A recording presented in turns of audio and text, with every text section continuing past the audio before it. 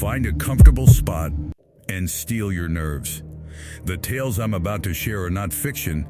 They are chilling accounts of being utterly, terrifyingly alone when you shouldn't be.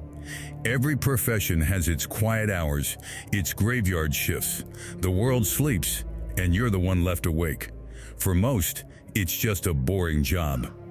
But for the people in these stories, the solitude transformed into a waking nightmare. They were just doing their jobs when the ordinary world fell away, leaving them face to face with the kind of fear that etches itself into your bones. Tonight we're exploring 3 true horror stories from the lonely edge of the night shift. And the first one begins with a ringing phone in a place where silence can kill. My name is Evan, and for 7 years, I've been an emergency dispatcher in a remote part of Montana. When I say remote, I mean vast, empty stretches of land where the nearest help can be an hour away on a good day. Our dispatch center isn't glamorous. It's a concrete bunker of a room attached to the old sheriff's station. The deep night shift, from midnight until 8, is typically a solo act. One night in late January, a brutal ice storm had sealed the county in a frozen grip. The roads were sheets of black ice. By 3 a.m., the radio had been silent for over 4 hours. The only sounds were the low groan of the heating unit and the soft hiss from my headset. Then, a single line on my console pulsed red. I clicked to answer. 911, state your emergency. Nothing. Not pure silence, though. I could hear a low guttural sound underneath what had to be a roaring wind. It was breathing, ragged, labored, like someone drowning on dry land. 911, can you hear me? I said, my voice steady from training. Do you require police, fire, or ambulance? Only that wet, desperate inhale and exhale. I initiated a trace instantly. In the mountains, cell pings are notoriously unreliable, often giving a radius of several square miles. This time, it locked with pinpoint accuracy. I stared at the map. The glowing dot wasn't on a road or at a ranch. According to the GPS, the caller was in the staff parking area, 30 feet from where I sat. A cold knot tightened in my gut. The dispatch room has no windows. I rely on a bank of monitors linked to exterior cameras. My fingers flew over the keyboard, pulling up the feed for the backlot. The image was grainy monochrome. Swirling snow blurred the scene. But he was there. A figure in a dark, bulky coat stood motionless in the center of the lot, facing the camera above the rear entrance. One hand was at his side, the other held a phone to his ear. My own pulse thundered in my ears. I keyed the headset mic. Sir, I can see you on camera. You are in a restricted area. Put the phone down and state your emergency. On the monitor, the figure slowly raised its head. It looked directly into the camera lens, a dark smudge where a face should be. In my ear, the ragged breathing stopped. A voice spoke, calm and measured. The side door's lock is failing. The cold has cracked the seal. I went rigid. I knew the side entrance had a faulty lock that stuck in sub-zero temperatures. Identify yourself, I demanded, my hand now hovering over the direct alert for the deputies. You should be more aware of your surroundings, the voice replied, devoid of emotion, and of where you keep your personal belongings. I hit the alert button. Dispatch to all units, code 1033 at the station. Intruder in the rear parking lot. I am solo in the building. The response crackled back, strained. Copy. Dispatch. This is Unit 2. I'm on the far side of the reservoir. Minimum 30 minutes in this weather, 30 minutes. I was trapped for half an hour. I looked back at the monitor. The lot was empty. The man was gone. Sir? I said into the still, open line. "Don't concern yourself with me," the voice answered, as if reading my mind. "I'm not coming inside. Not yet. I just needed you to be alert. Now listen closely. Help is en route," I lied, trying to sound firm. "They're 2 minutes out." A dry, humorless chuckle filled my headset. "No, they're not. I monitor the bands. Unit 2 is miles out. You are completely alone in that little concrete box. But tell me, who isn't alone right now?" I stopped breathing. "What does that mean? You're home. On Pine Ridge Road, the one with the green shutters. Lovely garden in the summer." My blood turned to ice. That was my address. My husband and our dog were there, asleep. "You stay away from them," I hissed, my professional composure crumbling. "My associate is parked across the street." The voice continued, conversational. "He informs me the kitchen light just went out. Early night for your husband, is it? Does he often forget to set the burglar alarm?" Nausea washed over me. I fumbled for my personal phone with a shaking hand, texting my husband frantically. "Wake up. Check all locks, now." "Why are you doing this?" I pleaded, buying time. "Because people like you make choices from a distance and never face the consequences," he snapped, the calm veneers shattering into raw fury. "You ruin lives and then go home to your perfect little world." Then, a new sound cut through the panic, a distinct, heavy clunk from the hallway behind the fortified door to my room. The sound of the exterior door's magnetic lock disengaging. He wasn't in the lot, he was in the building. I sprinted to the interior security door and threw the heavy deadbolt. Back against the wall, I watched the hallway camera feed. The exterior door swung open.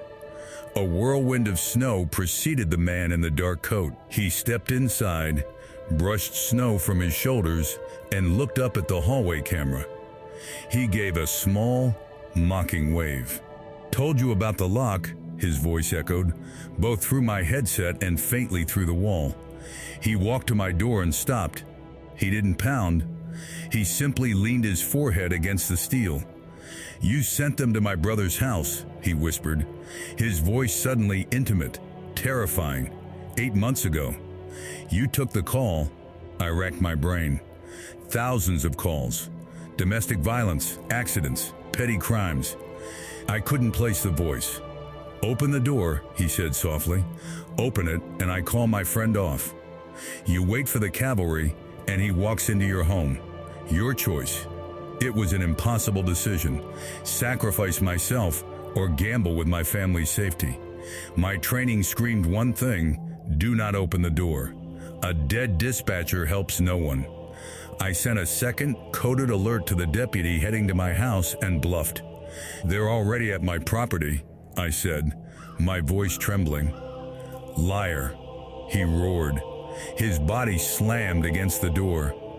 The solid frame shuddered, but held. "Dispatch." A voice yelled over the radio. "Unit 2, we're turning into the lot. Status?" "He's inside the hallway." I shouted back. On the external monitor, strobes of red and blue painted the swirling snow. 2 deputies sprinted toward the entrance. The banging at my door ceased. "Game over," the man whispered into the phone. I heard shouts, a scuffle, the thud of a body, the click of cuffs. "Subject in custody," the deputy radioed. "We have him." I slid down the wall to the floor, the adrenaline drain leaving me weak. I called my husband. He answered, voice thick with sleep and fear. He'd gotten my texts, had checked the doors, seen nothing. But as we spoke, he interrupted himself. "Wait, a car just peeled away from the curb. Really fast. The police never found the second vehicle. They did find fresh footprints in the flower bed beneath our bedroom window. We learned the truth later. The man's brother was in prison for assaulting an officer during a domestic dispute call I had handled. In his twisted logic, my swift dispatch had ruined his family. He had planned this for months, waiting for the perfect storm, literally, when response times would be crippled. The scariest part wasn't the man at the door. It was the text on his phone, sent moments before the police arrived, He's not cooperating. Proceed inside. He wasn't just after me. He wanted me to listen while my world was destroyed. I still dispatch. But now, when the ice storms come, I check that side door 3 times. And I keep something stronger than a radio in my desk. Our second story trades a fortified dispatch center for a place designed to be open to anyone. A roadside motel during a historic blizzard. I was working the front desk at the Starlight Motel, a dingy pit stop off a major interstate.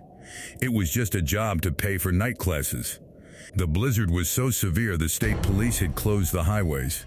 By midnight, the world was a howling, white void.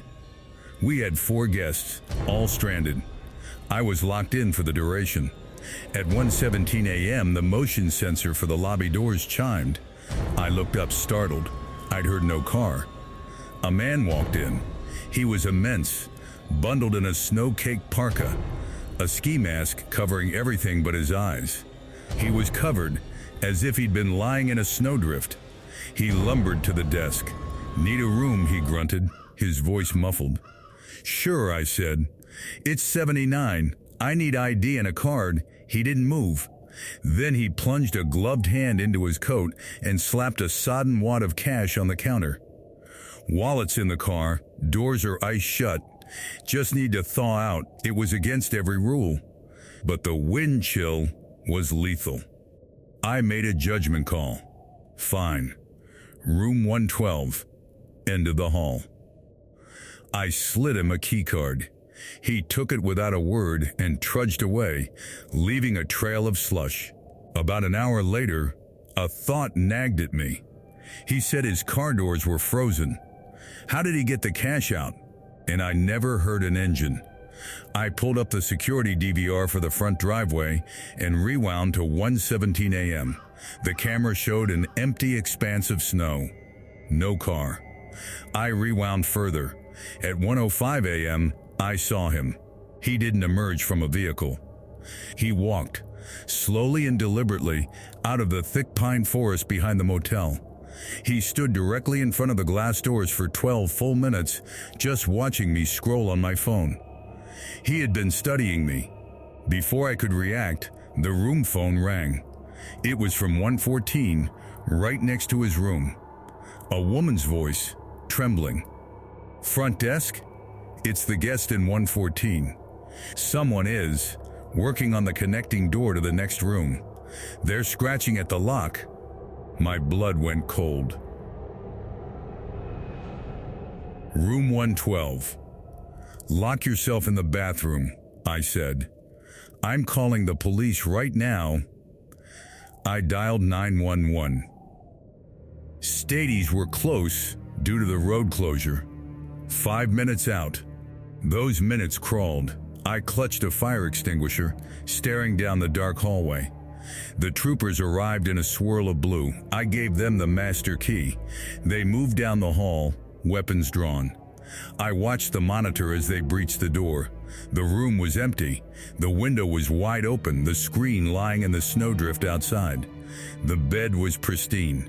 "Gone back into the woods," one trooper said. Then he pointed to the desk. "He left you a note." On the motel notepad in blocky, uneven letters it read, "You seem decent. Check your vehicle before you leave." "My car?" I whispered. "It's around the side." We went out into the biting wind. My sedan was a snow-covered lump. It looked untouched. I hit the fob, unlocking it. The troopers shone their lights inside. The front was fine. I opened the back door. The entire back seat was a frozen swamp. 2 massive, muddy impressions were sunk deep into the fabric. Footprints. They faced forward toward the driver's seat. Empty food wrappers were frozen to the floor. "He wasn't just watching you from the woods," the trooper said, his voice low. "He was waiting for you in your car. He got cold, so he came inside to get a room." I stared at the footprints positioned directly behind where my head would have been. If he'd had more patience, if the cold hadn't driven him inside, I would have gotten into my car at 7 a.m., completely unaware of the passenger who had already made himself at home. Our final story takes us into the heart of a dying monument to consumerism, an abandoned mall. It's a cathedral of emptiness where the only congregation is shadows and the sermon is a broken children's ride. I took a temporary security job at the Northgate Galleria. It was a corpse of a mall from the 80s, half the stores shuttered, the air stale and cold. My shift was 10 p.m. to 6 a.m. The manager's tour was brisk. It gets chilly. Walk the perimeter once an hour, otherwise just stay in the office. Nothing ever happens here. He didn't mention the carousel. The first hours were uneventful. A major storm raged outside. Around 1:30 a.m. during my first round, I passed the abandoned Kids Kingdom play area. In the center was a decrepit, coin-operated train with a cartoon conductor. Suddenly, the silence was obliterated. Choo-choo, all aboard for smiles. A tinny, digitized voice cheered. I nearly leapt out of my boots. The train rocked on its platform for a few seconds, then fell still. My heart hammered. A glitch, I told myself. A power surge. It happened again at 1:35, and again at 1:40. Every 5 minutes on the dot, that haunted train would blare its joyful mantra into the void. By 3 a.m., it wasn't scary. It was a maddening mechanical heartbeat for the empty mall. To escape the sound, I did a thorough sweep of the upper level. The place was a freezer. My breath plumed in the flashlight beam.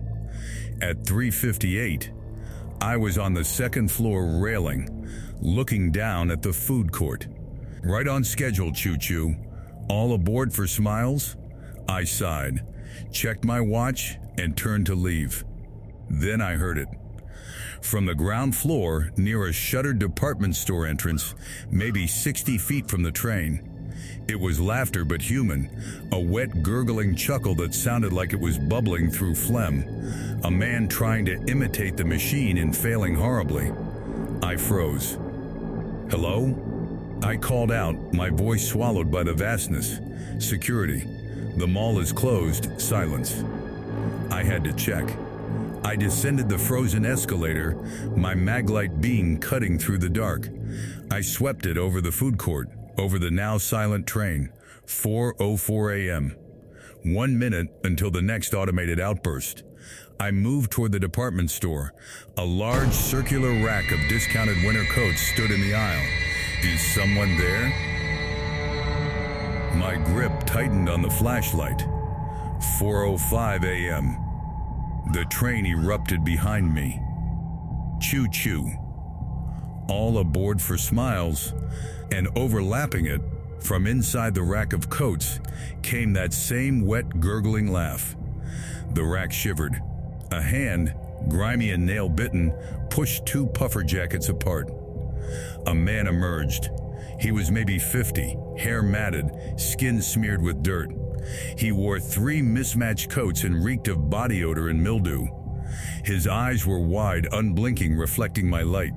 He was smiling a vacant, toothy grin. The train, it's funny, he rasped. Sir, you have to leave, I said, stepping back. It's cold out there, he stated, his head tilting.